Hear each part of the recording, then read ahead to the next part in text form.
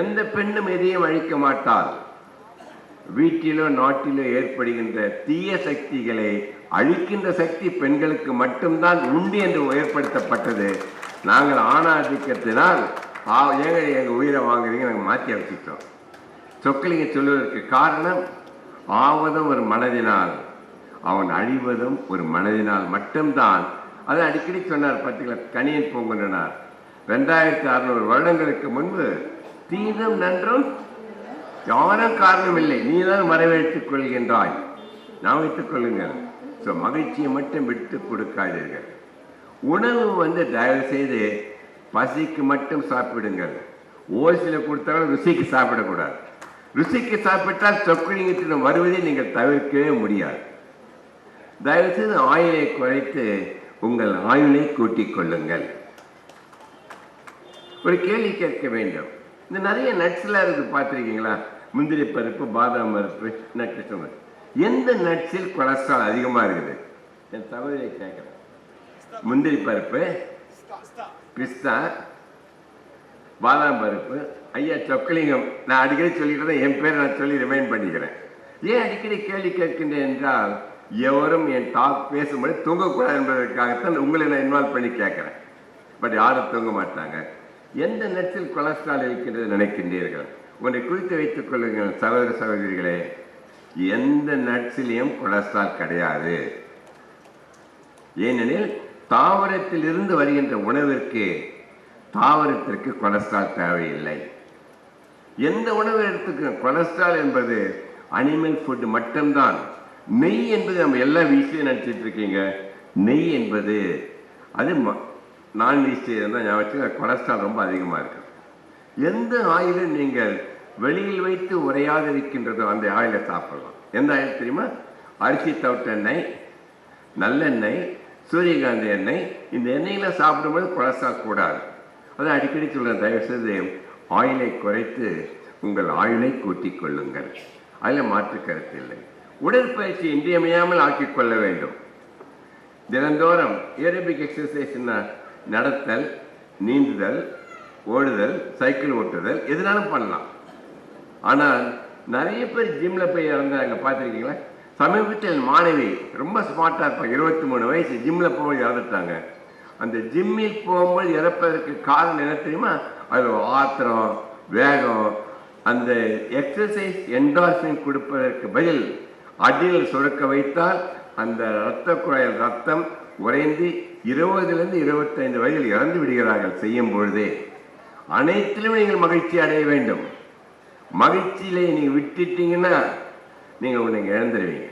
சரி, ஒரு பிரச்சனை இருக்குது ஐயா. ஐயா எப்படி கஷ்டப்பட்டுப்பா 6 மாதம் வயசிருப்பார் இந்த அருமையான இந்த அரங்கத்தை செய்வதற்கு. இது 47வது 47. ஒரு வேண்டுகோள் ஐயாவிற்கு 50வது ஆண்டு விழாவிலையும் சொக்கலிங்கத்தை பேச கூப்பிட வேண்டும். உங்களுடைய 75வது ஆண்டு விழாவிலையும் சொக்கலிங்கத்தை பேச கூப்பிட வேண்டும். இந்த அம்மா சொல்றாங்க ரொம்ப பேராசி சொக்கலிங்கம் நினைக்கிறாங்க. எதற்காக சொல்லுகின்றேன்? ஞாபகம் வைத்துக் கொள்ளுங்கள். இன்றும் நான் இதய துறையில் தலைவராக இருக்கின்றேன். 9 மாடி செல்வதற்கு இந்த சொக்கலிங்கம் ஒரு முறை கூட லிப்டை பயன்படுத்தியது கிடையாது. உடனே நான் அவருக்கு மூச்சே வாங்குது. அதே உடனே டக்குன்னு பண்ணி லிஃப்ட்டில் போயிடாதுங்க. லிஃப்ட்டில் படிக்கல 3வது படிக்கட்டு போகும்போது உங்களுக்கு ஹார்ட் அட்டாக் வருது. நான் சின்ன வயசுல பழக்கம் பண்ணிக்கிட்டேன். உடற்பயிற்சி இன்றைய மேலே ஆக்கிக் கொள்ளுங்க. புதுசாக லிஃப்ட் மேன் வந்தான் சரவணன் ஐயா. சார் லிஃப்ட்டில் வாங்கலை, ஏன்பா தொந்தரவு பண்ணுறேன்? லிஃப்ட்டில் வாங்க சார், மேலே சீக்கிரம் போயிடலாமேன்னா. அது அந்த மேலே போனோன்னா எல்லாம் சிரிக்கிறாங்க, எனக்கு தெரியவில்லை. மேலே சீக்கிரம் போகக்கூடாது என்பதற்காகத்தான் உடற்பயிற்சியை உணவையும் நான் சீராக வைத்துக் கொள்ள வேண்டும். தூக்கம் இன்றியமையாதது. இந்த 56 வருடமாக இந்த சொக்கலிங்கம் ஒரு நோயாளிக்கு கூட தூக்க மாத்திரை கொடுத்ததில்லை. தூக்கம் வர வேண்டும் என்றால் மனிதன் துக்கத்தில் இருக்கக்கூடாது. தூங்கும் பொழுது தூங்கும் போது 2 நிமிடம் தியானம் பண்ணுங்க. 7 நிமிடத்தில் தூங்க வேண்டும். 7 மணி நேரம் நீங்கள் ஆழ்ந்த தூங்கம் பண்ணாதான் அடுத்த நாள் மறுபடியும் 16 மணி நேரம் உங்கள் இதயம் உறுப்புகள் அனைவரும் உங்களை இயக்குவதற்கு தயாராக கொள்வதற்கு தூக்கம் மிக மிக முக்கியம். அதான் இதெல்லாம் நீங்கள் கட்டாயம் கடைப்பிடிக்க வேண்டும். உடற்பயிற்சி இன்றியமையாதது. உணவு முறை மிக முக்கியம். அதற்காக தான் நான் அடிக்கடி சொல்கிறேன். இதை பாருங்க, இது என்ன நினைக்கிறீங்க? இது பேனா. Very good. என்ன நினைக்கிறீங்க ஐயா? இது பேனா தெரியுதாமா? இது லேசர் பாயிண்டர், டார்ச்சு. இது பாயிண்டரை யூஸ் பண்ணலாம். இதை பயன்படுத்துவதற்கு காரணம், இந்த முனை என்பது கருவறை, இந்த முனை என்பது கல்லறை.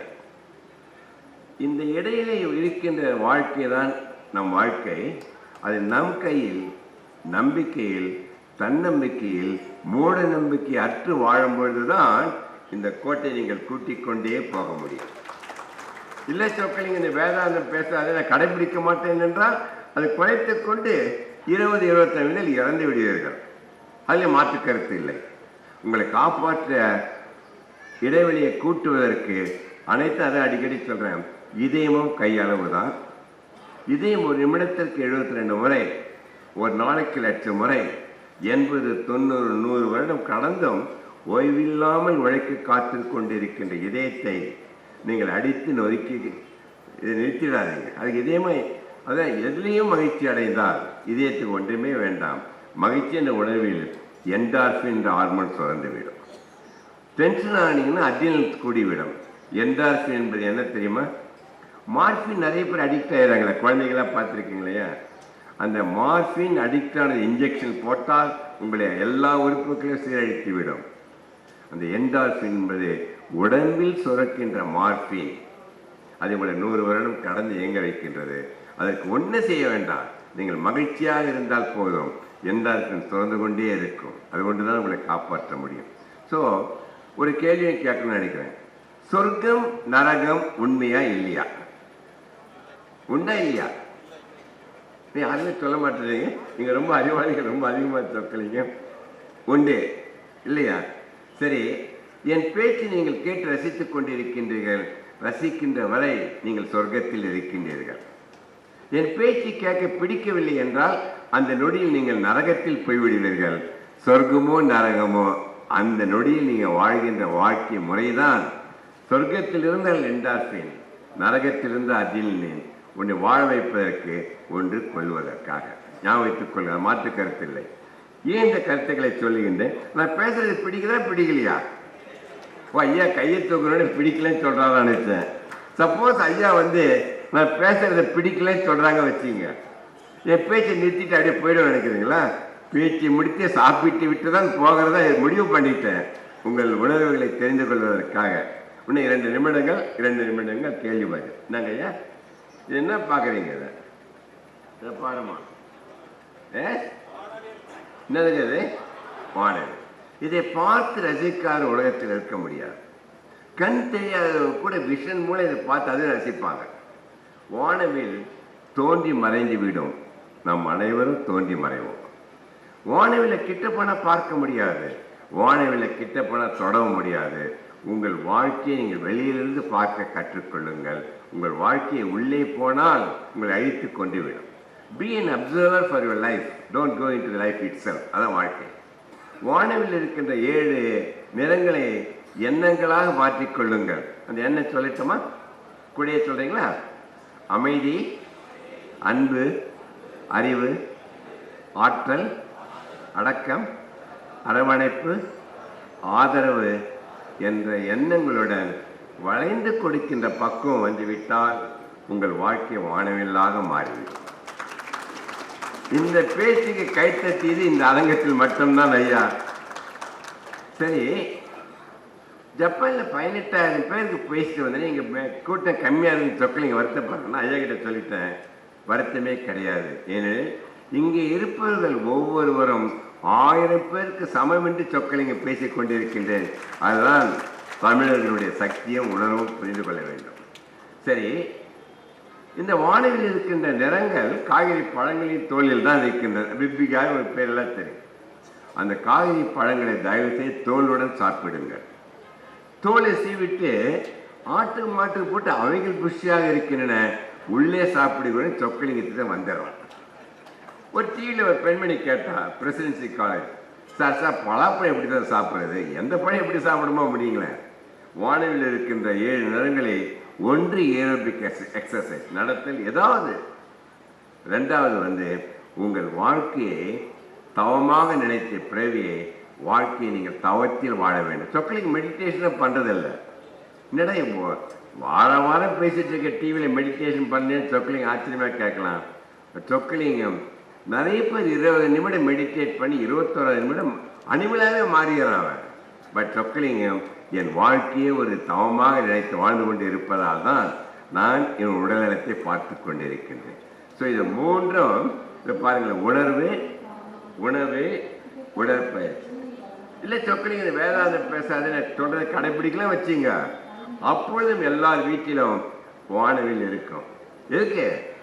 எல்லா வியாதிகளுக்கும் எல்லா மாத்திரை மருந்துகள் இந்த கடலில் சாப்பிடணும். ஸோ எந்த வானவில் வேண்டும் என்பதை நீங்கள் தான் முடிவு பண்ணணும். சொக்கலிங்கமோ கடவுளோ யாருமே முடிவு பண்ண முடியாது. ஸோ தயவுசெய்து நீங்கள் எல்லாம் குறித்து வைத்துக் கொள்ள வேண்டும். நேற்று என்பது உடைந்த பானை, நாளை என்பது மதில் மீது இருக்கிற பூனை, இன்று என்பது தான் கையில் இருக்கின்ற வீணை என்ற சித்து வாழவிட்டால் உங்களை எந்த சக்தியும் வழிக்காது. ரொம்ப அருமையான ரசிக்கிறீங்க, எல்லாரும் கைத்தட்ட முடியாது. சிரிக்கவும் சிந்திக்கவும் கைத்தட்டுவதும் மனிதர்களுக்கு மட்டும்தான், விலங்குகளுக்கு தெரியாது. அதுவும் 6 அறிவு படைத்த மனிதன். அதை நாம் பகுத்தறிவு என்ற 7வது அறிவை வைத்து நல்லதை கெட்டதை பாகுபடுத்தி அறிந்து நீங்கள் தடுத்து விட வேண்டும். வேண்டாதது அமைதியாக இருக்க வேண்டும் என்ற ஒரு சின்ன டிப் கொடுக்குறேன். இப்போ ஐயாவோட பேசுகிறேன். கோவிலில் நிறைய பேர் வேலை இழந்து விட்டது, பணம் இழந்து விட்டது, உயிர் போய்விட்டது. மாற்ற முடியாது என்றால் ஏற்றுக்கொள்கின்ற சக்தி வேண்டும். மாற்ற முடியும் என்றால் மாற்றுகின்ற சக்தி நீங்கள் பெற வேண்டும். இது ரெண்டும் பாகுபடுத்தி அறிவது தான் ஞானம்.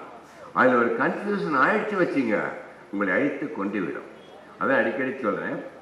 அவர் போட்டோ கொடுக்குறதுமே இந்த இது வந்து உலகமே சின்ன விலையாக போச்சு இல்லையா? எல்லாமே கம்ப்யூட்டர் ஆகி போச்சு. இங்கே பார்த்து இந்த கால்குலேட்டர் மீன் இதில் வந்து கம்ப்யூட்டர் இருக்குது, எல்லாம் இருக்குது, ஸ்மார்ட் ஃபோனு ஐஃபோனு எல்லாமே இருக்குது.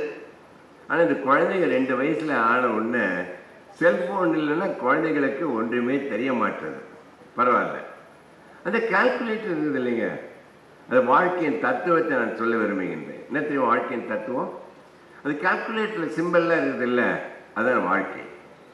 நல்லதை கூட்டி கெட்டதை கழித்து அறிவை பெருக்கி நேரத்தை சீராக வகுத்து எவனொருவன் சமநிலையில் வாழ கற்றுக்கொள்கிறார்களோ அவர்கள் அனைவரும் 100 வருடம் வாழ்ந்து தன்னை சார்ந்திருக்கின்ற சமுதாயத்தை வாழ வைக்கும் கருவியாக ஒவ்வொருவரும் மாற வேண்டும். அதற்காக தான் சொல்லுகிறேன், please avoid worry hurry curry to get buried என்று சொல்லி ஒரு சின்ன கேள்வியுடன் நான் முடிக்க விரும்புகின்றேன்.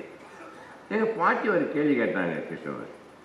ஆமைக்கும் முயலுக்கும் போட்டி வச்சாங்க, எது ஜெயிச்சது கடைசியா? ஆமை. எங்கள் பாட்டிக்கிட்ட சொன்னேன், இது ஒரு அழகுதனமாக இருக்குது, 2 ஆமைக்கவை 2 முயலுக்கவை. நான் சொல்லுகிறேன், இரண்டுமே ஜெயிக்கும், ஒன்று தான் தோற்கும். முயலாமை தான் தோற்குமே தவிர முயலும் ஆமையும் கட்டாயம் வெற்றி படம் என்ற மாற்று கருத்தில் என்று சொல்லி நான் முயற்சி செய்து கொண்டே இருக்க வேண்டும் வாழ்க்கையில். அதான் அடிக்கடி சொல்கிறேன், சிகரெட்டோ போதைப் பொருள்களோ இப்போ குழந்தைகள் ரொம்ப அடிக்ட் ஆகிட்டாங்க. அது தடுக்கிறதுக்கு நீங்கள் வழிமுறை கற்றுக் கொடுக்க வேண்டும். அது மார்பின் என்ற என்டார்பின் சுரக்க வைங்க. புகைப்பிடிப்பது ஆக்டிவை விட பேசிவ் ரொம்ப ரொம்ப பல மடங்கு கெடுதல் என்பதை நீங்கள் உணர வேண்டும். அதற்கு முன்னே ஒரே ஒரு கேள்வி, ஒரு ஜெனரேஷன் என்றால் என்ன? ஒரு தலைமுறை என்றால் என்ன நினைக்கிறீங்க? ஒரு தலைமுறை எத்தனை வருடங்கள்? எத்தனை? 30 வருடம், 60.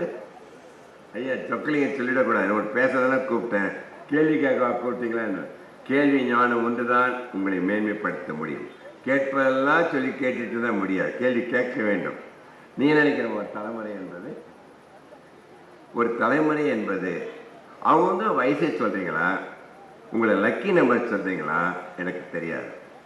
நான் என்ன சொல்கிறேன்னா, நீ பிறந்த வருடத்தை குறித்து கொண்டு உனக்கு பிறக்கின்ற முதல் குழந்தை வருடத்தை குறித்து அந்த இடைவெளி தான் ஒரு generation.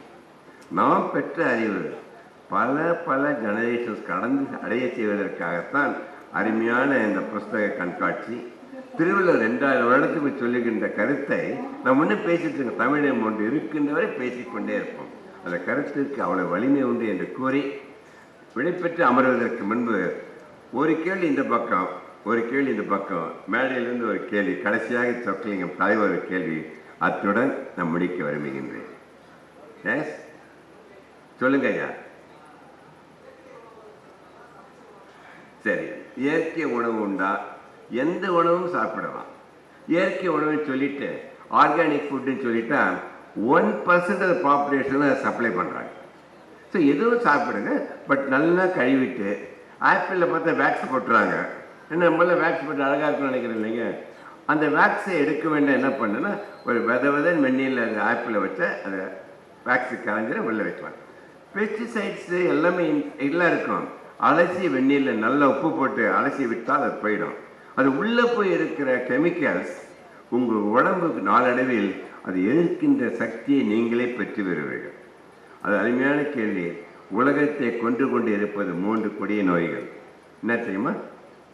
Heart attack, cancer, accident, including suicide. இதை 3ம் நீங்கள் மனம் வைத்தால், இன்று மனம் வைத்தால் 100க்கு 100 தடுக்க முடியும். ஸோ தயவுசெய்து சொக்கலிங்கத்திடம் நான் வேண்டிப்பேன். சொக்கலிங்கம் இந்த சொக்கலிங்கத்துக்கிட்ட மாட்டிக்காத பேசாருன்னு நினச்சிட்டு இருக்கேன். என் உடல்நிலையை நன்றாக பார்த்து கொள்ள வேண்டும் என்பதில் மாற்று கருத்து இல்லை. இந்த பக்கம் ஒரு கேள்வி, அடுத்தது முடிச்சுக்கலாம். ஆமாம், அக்கு பிரஷர் கட்டாயம்.